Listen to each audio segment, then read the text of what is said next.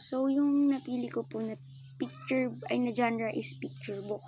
So yung napili kong kwento is A Very Hungry Caterpillar. Kung saan yung A Very Hungry Caterpillar story is nag-start siya sa egg, tapos nag-turn siya into a beautiful caterpillar. So yung pinaka-summary ng story na to is yung very hungry caterpillar, gutom na gutom siya. Then, day by day, kumakain siya. Like, kumakain siya ng sweets, apple, fruits, mga ganun, lollipop. Then, na-realize niya na parang hindi siya nabubusog sa mga kinakain niya. And then, one day, ay kumain siya ng dahon. So, dun niya na-realize na sa dahon lang siya nabusog. Then, naging mataba siya, naging fat siya. Tapos, yung very hungry caterpillar, nag-transform siya sa a beautiful caterpillar nung kumain siya ng dahon. Why the story fits the chosen genre form? So, the story fits for its genre because this story perfectly embodies a picture book. The simple visual combines with the text and colorful background so the student will enjoy it. So, dito is fit siya sa may picture book kasi makikita natin na sa may picture book na yan is may mga visuals, may mga picture, may mga text na talagang ma-enjoy ng mga bata, and then may mga magagandang background. So, nakakalibang siya basahin or tignan para sa mga age ng mga bata.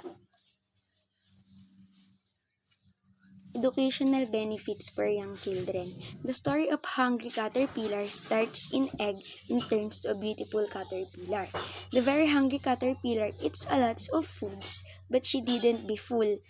After many days, the caterpillar ate leaf and she realized that she is not hungry at all. The story showed the transformation of beauty of a caterpillar. So, yung education benefits na to is pinapakita sa mga bata na dapat ang kinakain natin is yung mga healthy food, na dapat hindi tayo kumakain ng mga laging sweets, ganyan, kasi hindi tayo bubusog or hindi tayo tataba doon. Kumbaga, dapat piliin natin nakainin yung mga nutritious foods.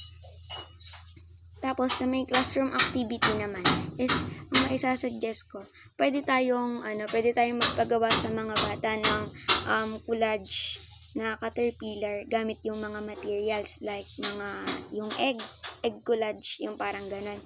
And then, pwede tayong magpa-dramatic play na kung saan i-act ng mga bata yung puppet na parang caterpillar or costume na parang caterpillar.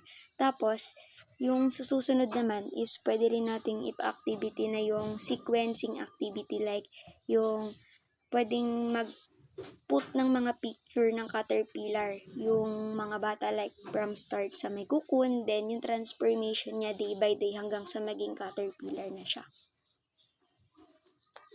Next is Brown Bear, What Do You See? So, ito is, genre rin niya is picture book. So, ang summary nito, this is an interactive book, uses repetitive phrases and visual presentation that introduce variety of animals.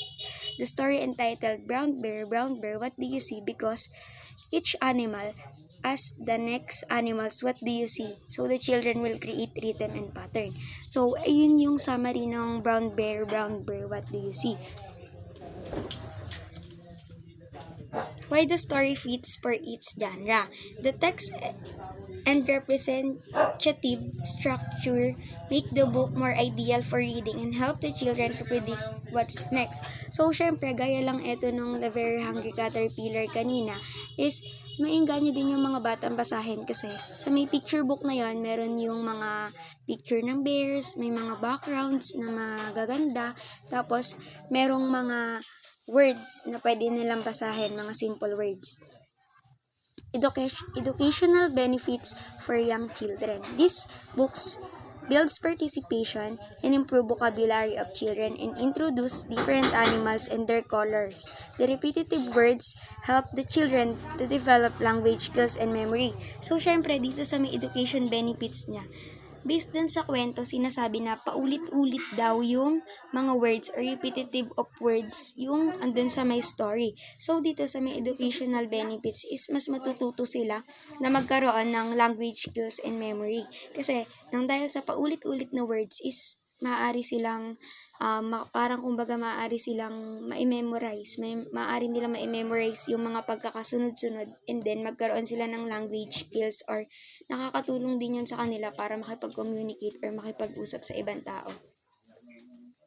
Tapos, sa may classroom activities is, pwede tayong magpa-activity ng animal identification. Like, imamatch natin yung mga picture ng animals, then, ilalagay nila yung name ng animals. For example, yung magpapakita tayo ng picture ng cow, and then yung cow na words. So, pwede nilang i-connect yan or i-match together.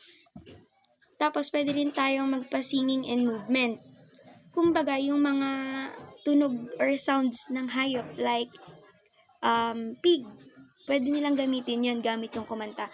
Alam naman natin na yung mga bata mahilig sa ganyan. So, parang mas ma-enjoy nila yung ganon. Then, pwede rin yung color recognition. Children can identify and sort the animals by color. Halimbawa, pagsasama-samahin ng mga bata yung mga color ng animals. Like yung, pwede nating pagsamahin yung pig and yung cow. Syempre, parehas silang white. So, ma-identify ng bata ay parehas silang white. So, color white sila. And then, dahil sa mga activity na yan, ay matutulungan natin yung mga bata na makapag-identify ng color.